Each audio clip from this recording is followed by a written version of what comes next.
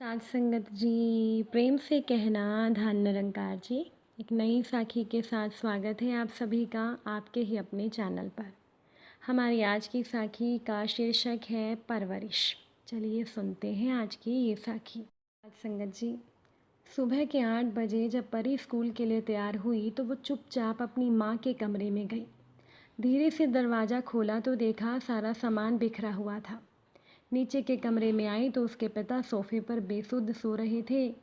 अपने कमरे में आकर उसने अपनी गुल्लक में से 50 रुपये निकाल कर अपनी जेब में रख लिए।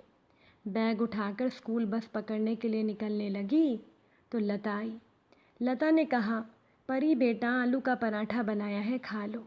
तो परी ने मायूस नज़रों से लता आंटी को देखा और बोली, नहीं आंटी, भूख नहीं है।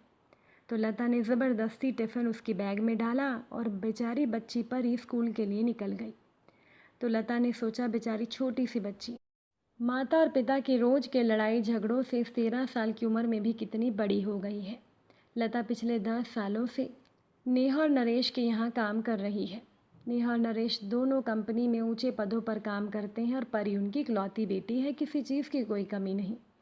पर नेहा और नरेश हर समय एक दूसरे से लड़ते हैं।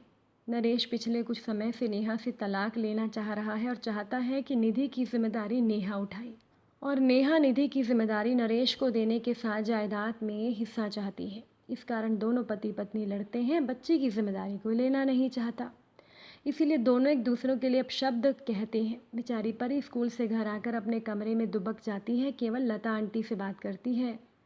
रोज़ की तरह नेहा और नरेश ने नाश्ता अपने अपने कमरे में किया और ऑफिस के लिए निकल गए।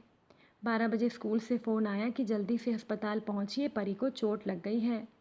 हॉस्पिटल पहुंचकर पता चला कि परी सीढ़ियों से गिर गई है, उसे आईसीयू में रखा गया है। ऑपरेशन की तैयारी हो रही थी। सर में बहुत गहरी चोट आई थी। ऑपरेशन शुरू हुआ पर जिंदगी मौत से हार गई। नेहा और नरेश स्तब्ध रह गई। उन्हें ऐसा झटका लगा कि वो अपनी सुध-बुध ही खो बैठे। परी की दादी भी आ गई थी।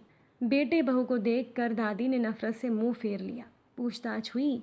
अध्यापक और सभी विद्यार्थियों के बयान लिए गए। यही पता चला कि बैलेंस बिगड़ने से बच्ची गिर गई।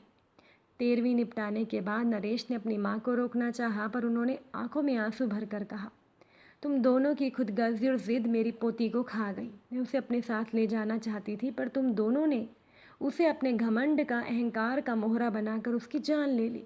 तुम दोनों को मैं माफ़ नहीं करूँगी। ये कहकर नरेश की माँ चली गई।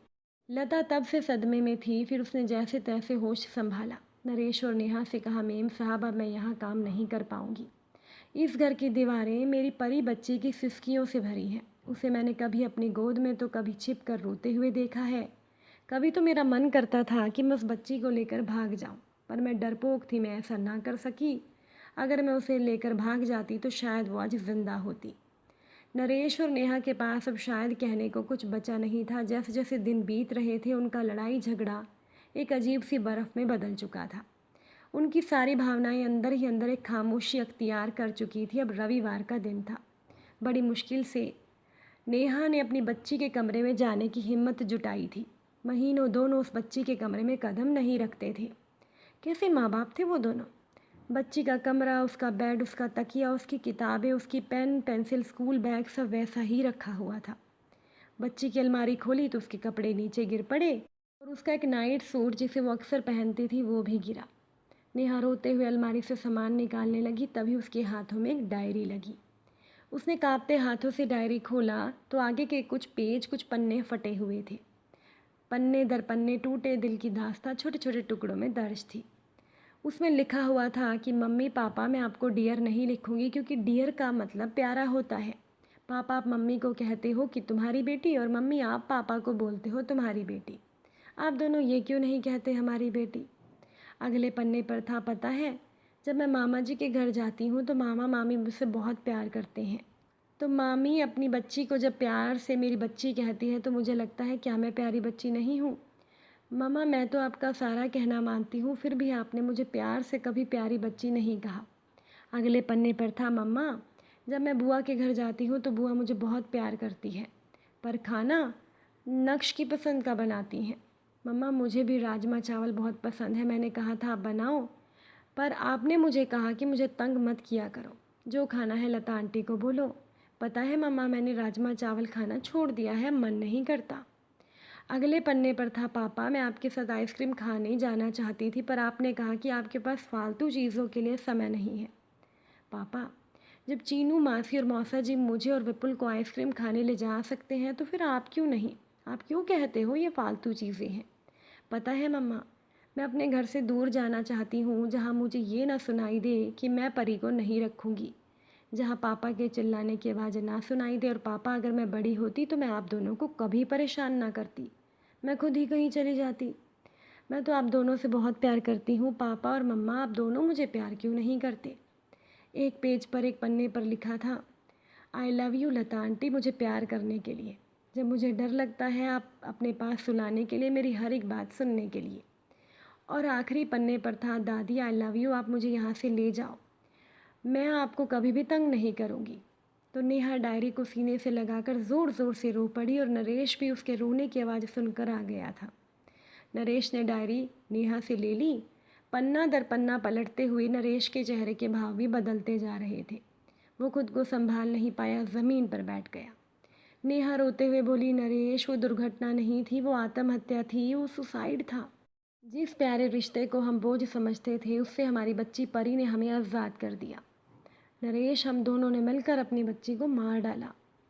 ये सुनकर नरेश भी फूट फूट कर रो पड़ा। साथ संगत जी, ये कहानी हर उस घर की है जहाँ पर माँ बाप बच्चों के सामने लड़ाई झगड़ा करते हैं, या फिर लड़ाई झगड़े की वजह से घर टूटकर बिखर जाते हैं। जहाँ पर लड़ाई की वजह से घर टूटते हैं, उसका सबसे बड़ा खामियाजा बच्चों को भुगतना पड़ता है। आप एक बात सोचिए कि अगर आप अपने बच्चों को अच्छी परवरिश नहीं दे सकते हो तो आप बच्चे को जन्म क्यों देते हो? आपको बच्चों को जन्म देने का कोई अधिकार नहीं है। और अच्छी परवरिश रुपए, पैसे, सुख सुविधाओं से नहीं होती है। अच्छी परवरिश का मतलब होता है कि आप अपने बच्चे की भावनात्मक ज़रूरत के समय उसके कितने पास हैं। इसीलिए अपने बच्चों को कभी अकेला मत छोड़िए। अगर आपने बच्चे को जन्म दिया है तो उसकी सारी जिम्मेदारियां निभाइए, उसे संभालिए। बच्चे को प्यार दीजिए, अपना समय दीजिए। हर समय पैसा कमाने की होड़ में ना लगे रहें, क्योंकि ये भगवान का दिया हुआ एक अनमोल तोहफ़ा है जो हर किसी को भी नसीब नहीं होता। अगर आज की ये साखी आपको अच्छी लगी हो तो इस वीडियो को ज़्यादा से ज़्यादा शेयर ज़रूर कीजिएगा, ताकि किसी मासूम बच्चे की शायद ज़िंदगी बच पाए। आप सभी से फिर मुलाकात ज़रूर होगी, नई साखी और नए विचारों के साथ। तब तक के लिए खुश रहिए, सेवा सिमरन सत्संग कीजिए, सतगुरु माता जी के चरणों से जुड़े रहिए। प्रेम से बोलिए, धन निरंकार जी।